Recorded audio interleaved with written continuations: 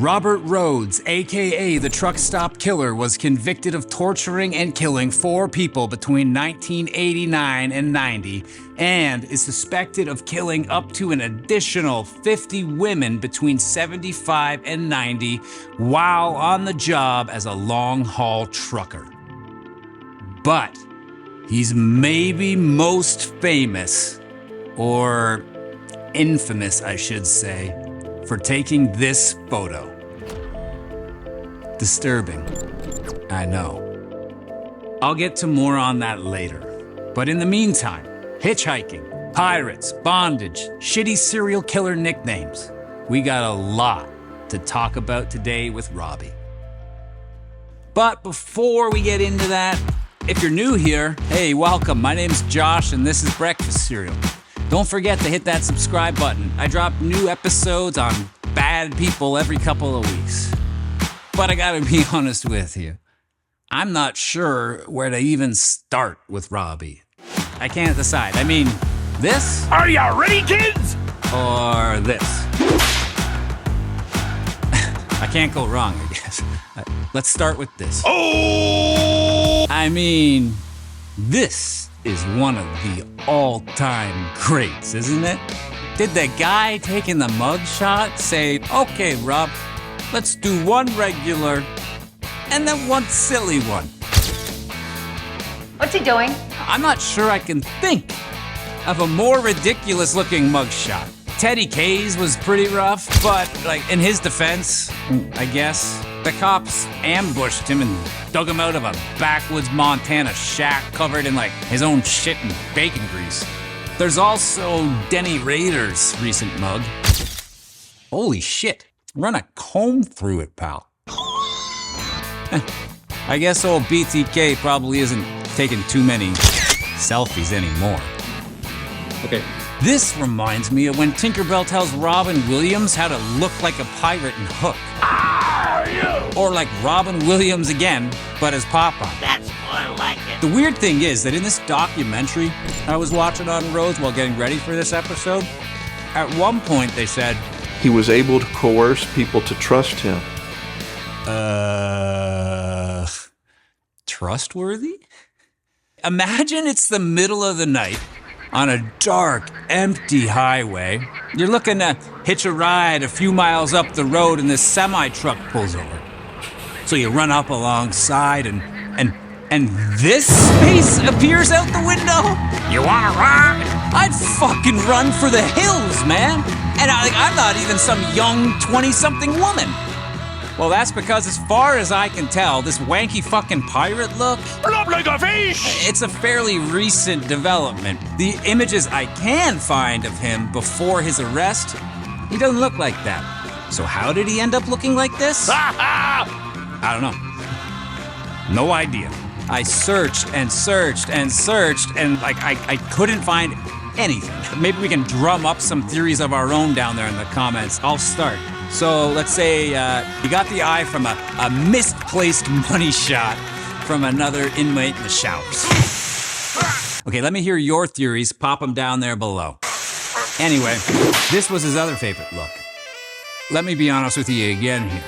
Half the reason I picked this guy for an episode was this here gem. Thumbnail material, right? I mean, I figured this pic, along with that pirate pic on a single thumbnail with the word like murderer or serial killer or something like that, you know? Like, that's gotta get clicks, right? You people are all a bunch of pervs.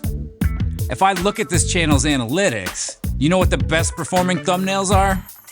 This one and this one. Like I said, perverts. Anyway, it appears our guy Robbie here was into bondage, BDSM. And this getup is pretty kitted out. Padlock here is a nice touch, don't you think? But the rest confuses me as to which way he leaned. Sadist or masochist? The collar and leash would indicate masochist, right? But wait, what's that down there? Pair of handcuffs? I guess maybe they're for handcuffing himself? Seems more likely to me that they're intended for others. Who knows? Maybe he's a switch. One thing is for certain. During his crimes, he was most definitely not the masochist. And much like Russ Williams, the kinky commando from Canada, Robert definitely didn't believe in safe words. Okay. So how does one become a leather harness wearing pirate man capable of serial murder, aside from getting a trucking license? Robert Rhoades was born. I kid. Actually, you know what? There isn't a whole lot out there on this guy's childhood. I couldn't find a single photo of him when he was young. I'll do my best to fill you in on what is out there. In school, he was involved in wrestling, obviously, and French club, obviously. What the fuck is French club? What a foolish question! A bunch of snobs sitting around being rude to people? At home, he had an absent father who was in the military, so he was raised primarily by his mom. When his dad did return home, apparently he was pretty fucking brutal. Here's Johnny! While on trial, Rhoades alluded to abuse from his father growing up, Can you explain that? but when pressed for the details, You want answers? I want the truth! he just flat out refused to talk about it. You can't handle the truth! So obviously it's not good. The only notable event on record is that his father was arrested in 1965 for kid stuff. Piece of shit. His dad committed suicide while awaiting trial. Makes me wonder about that abuse Rhoades refused to talk about. Wouldn't seem like much of a stretch now, would it? Let's take a little break here for a second. I love true crime, obviously. I also love movies. When I started this channel, the plan was to talk about these bad dudes and use clips from 80s or 90s movies and TV to fill it out. That's why, all these movies are behind me. But I've kind of gotten away from that a little, and I really want to bring it back. So let's talk about a TV show for a sec. How many of you watched Mindhunter? Who am I kidding? Like 99% of you watching this. It's awesome. It's about the early days of criminal profiling. There are a lot of recurring themes or behaviors present in serial killers. We all know, like the hurting of animals, for example. But another one that I'm noticing a lot is a desire to be part of law enforcement or the military. We can go down a list here just for a second. Jeff Dahmer joined the military. He left because he didn't like the food. Nah. He was discharged for being drunk as fuck all the time. Remember old Lion Artie Shawcross? Want to go on a date? He claimed to have a kill count of 39 in Vietnam. He even claimed he cooked and ate someone's leg? I don't know why, but I took the left leg and had a little fire and I was cooking that leg. The military list goes on. Berkowitz, Ridgway, Dennis Rader was in the Air Force. And then there's law enforcement. Cops. Ed Kemper desperately wanted to be a cop. He claimed he was rejected because of his size. 6'9", 350 pounds. Yeah, that's it. Your size. Not because you murdered both of your grandparents when you were 15. I thought I was pretty slick. Okay, Ed. Yeah. Dennis Rader also wanted to be a cop, but he had to settle for bylaw officer, handing out tickets instead of making arrests. He's just so desperate to grab onto some or any form of authority. Well, if I can't arrest him, at least I can power trip over the length of this lady's grass. Then I can go home and jerk off while thinking about it. Okay, so back to Rhoades. He fits into both categories. After being discharged from the military, he tried to become a cop, but was turned away. So, we have a bondage-loving, pirate-looking, dishonorably discharged military man who was turned away from becoming a police officer.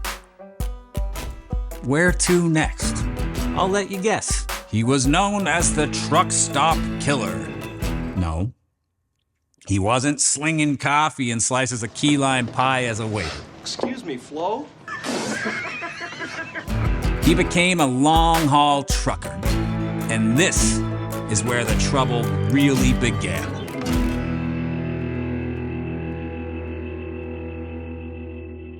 On April 1st, 1990, an Arizona state trooper noticed a parked truck on the side of the interstate in the middle of the night and decided to check it out. He peered into the window, and right there in the truck was a terrified woman, chained up and gagged. Okay, hold on. I know what you're thinking. April 1st? Huh? April Fools! No. That's terrible and disgusting. Why would you ever think that? Anyway, Rhoades climbs out of the truck. And he said, "That's okay, officer, everything's fine. We are consenting adults." Talk about a Hail Mary there. We're consenting adults? Did he think the trooper was gonna say, "Oh, okay, I'll be on my way then. You kids have fun"? Fortunately, the trooper didn't buy it and immediately cuffs Rhoades and sticks him in his cruiser. This Arizona trooper just stumbled onto a serial killer during a routine check. Another accidental discovery. I think he was probably thinking, how am I going to get out of this one? It's becoming very difficult to find a case where actual, good, solid, fundamental police work led to an arrest of a serial killer. Even when they're actively looking for a serial killer, even when they assemble an entire task force to investigate, like in the Son of Sam case, this massive task force working around the clock to bring down the Son of Sam, and it ends up being a parking violation that brings them down. Fell ass backward into that arrest, didn't they? Well, Chief, I knew we'd find him. So in the case of Rhoades, he had gone completely undetected. It's now suspected that he had been actively murdering people along his route for over a decade. But at the time, crickets. There was no truck stop task force. No police sketches circulating looking like this. Not even one crotchety, grizzled detective with a hunch who becomes obsessed to the point of near lunacy, even when no one else believes him. Nothing. So this guy becomes an accidental hero. But he didn't know it yet. Under initial questioning, Rhoades stopped short. Way back today, invite you back. I think that's about as far as I better go. And that's when things finally began to unravel. This sucker is a two-part, baby. I know I've never done a two-parter before, but something I want to try on for size. If you happen to be watching this after part 2 has already been released, then the link for part 2 is down in the bottom in the description of this video. I also just wanted to quickly say thank you so much for supporting my channel over the past almost 2 years now. I've been having so much fun making all these episodes for you, and I really don't have any intention of slowing down anytime soon. You know, it's very helpful if you guys comment and like and all that stuff, of course. The engagement is what helps the algorithm pick up the channel and push these videos out to more people. I've started offering some select merch now too, like the cereal boxes and a couple other items, so if you're interested in that stuff, you can visit breakfastcereal.store, and as always, don't forget to murder that subscribe button and click that notification bell, because I've got new killer content dropping all the time. And if you just can't get enough, you can also head over and follow on Instagram and even TikTok for more killer content.